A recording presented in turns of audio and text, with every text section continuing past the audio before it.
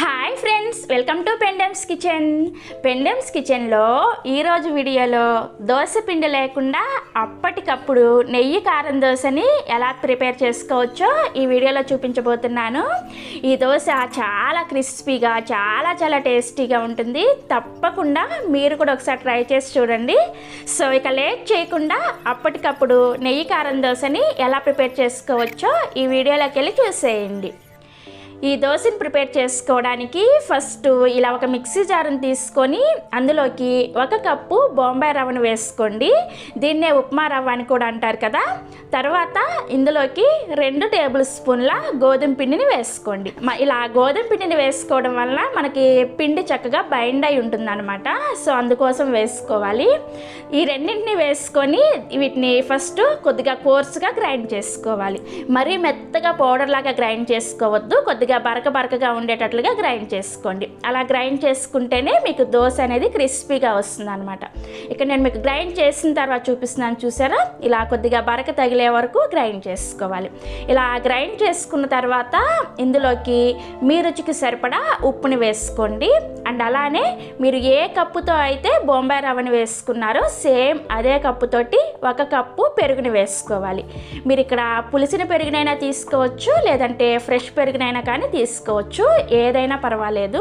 ఇలా పెరుగును కూడా వేసుకున్న తర్వాత ఇందులోకి ఒక 2 టేబుల్ స్పూన్ల నీళ్ళని వేసుకొని ఈ పిండిని గ్రైండ్ చేసుకోవాలి. నీళ్ళని ఫస్ట్ ఎక్కువ పోసుకోవద్దు, ఈ పిండిని కొద్దిగా గట్టిగానే గ్రైండ్ చేసుకోవాలి. ఇక్కడ నేను మీకు గ్రైండ్ చేసిన తర్వాత చూపిస్తున్నాను, చూసారా? ఈ విధంగా ఈ కన్సిస్టెన్సీలో గ్రైండ్ చేసుకోవాలి. ఇలా గ్రైండ్ చేసుకున్న పిండిని ఒక గిన్నెలోకి వేసుకోండి. వేసుకొని దీని మీద మూత పెట్టేసి 10 నిమిషాల పాటు ఈ పిండిని పక్కన పెట్టుకోండి. 10 నిమిషాల తర్వాత దోశ మీద వేసుకోవడానికి నెయ్యి కారాన్ని ప్రిపేర్ చేసుకుందాము.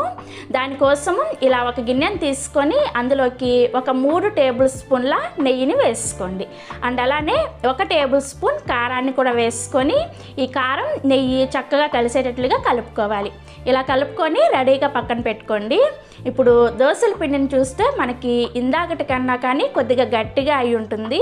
ఇప్పుడు ఇందులోకి కొద్దిగా నీళ్ళని పోసుకుంటూ ఈ పిండిని మనం రెగ్యులర్గా నార్మల్ దోశ బ్యాటర్ని ఎలా అయితే ప్రిపేర్ చేసుకుంటామో సేమ్ అదే విధంగా ప్రిపేర్ చేసుకోవాలి.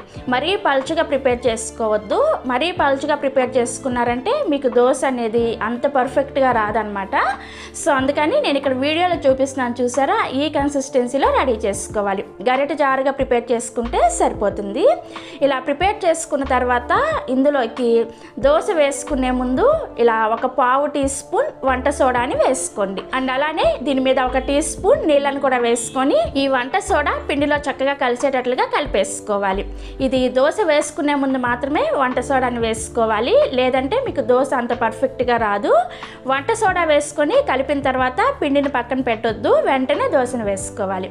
ఈ దోశను వేసుకోవడానికి స్టవ్ ఆన్ చేసి ఇలా దోశల పెనాన్ని పెట్టుకొని పెనాన్ని మీడియంగా వేడి చేసుకోవాలి.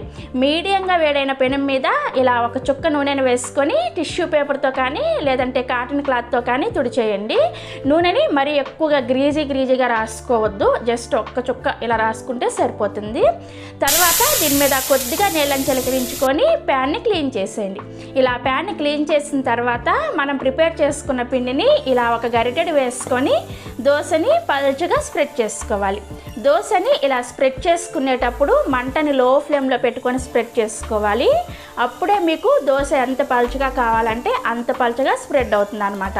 మంటని మీడియంలో కానీ హై ఫ్లేమ్లో కానీ పెట్టుకున్నారంటే దోశ మీకు గరిటెకి చుట్టుకుపోతుంది. అందుకని లో ఫ్లేమ్లో పెట్టుకొని దోశని స్ప్రెడ్ చేసుకోవాలి. ఇలా దోశని స్ప్రెడ్ చేసుకోవడం అయిపోయిన వెంటనే మంటని మీడియం ఫ్లేమ్లోకి పెట్టుకొని దోశ పైన తడంతా కూడా ఆరిపోయే వరకు ఉడికించుకోవాలి. దోశ పైన ఇలా తడంతా ఆరిపోయిన తర్వాత మనం ముందుగా ప్రిపేర్ చేసి పెట్టుకున్న నెయ్యి కారాన్ని కొద్దిగా అప్లై చేసుకోవాలి. ఇలా దోశ అంతా స్ప్రెడ్ చేసుకోండి. ఇలా స్ప్రెడ్ చేసుకున్న తర్వాత దోశ అన్ని వైపులు కూడా చక్కగా ఎర్రగా కాలే వరకు కాల్చుకోవాలి. ఇలా దోశ అన్ని వైపులు కూడా చక్కగా ఎర్రగా కాలిన తర్వాత మీకు నచ్చిన షేప్లో ఫోల్డ్ చేసుకోండి. దోశ చూసారా ఎంత క్రిస్పీగా ఎంత కలర్ఫుల్గా వచ్చిందో. టేస్ట్ కూడా చాలా బాగుంటుంది. ఈ దోశని పల్లీ చట్నీతో కానీ కొబ్బరి చట్నీతో కానీ సర్వ్ చేసుకున్నారంటే చాలా బాగుంటుంది. తప్పకుండా మీరు కూడా ఒకసారి ఈ విధంగా దోశ పిండి లేనప్పుడు అప్పటికప్పుడు నెయ్యి కారం దోశను ప్రిపేర్ చేసుకొని చూడండి. మీ ఇంట్లో అందరు కూడా ఎంజాయ్ చేస్తారు. సో ట్రై చేస్తారు కదా, ట్రై చేస్తారని అనుకుంటున్నాను. ట్రై చేసిన తర్వాత మీకు ఎలా వచ్చిందో కింద కామెంట్ సెక్షన్లో నాతో షేర్ చేసుకోండి. అలాగే ఈ వీడియో కనుక మీకు నచ్చినట్లయితే ఒక లైక్ చేసి మీ ఫ్రెండ్స్కి రిలేటివ్స్కి కూడా షేర్ చేయండి. మరిన్ని ఎమ్మీ టేస్ట్ అండ్ క్రిస్పీస్ కోసం పెండెమ్స్ కిచెన్ని సబ్స్క్రైబ్ చేసుకోండి. Thanks for watching.